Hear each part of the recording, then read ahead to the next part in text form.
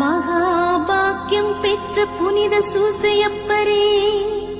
புனித கன்னி மரியாளிடத்தில் உமக்குள்ள அன்பின் பெயராலும் திவ்ய குழந்தை இயேசுவின் மேல்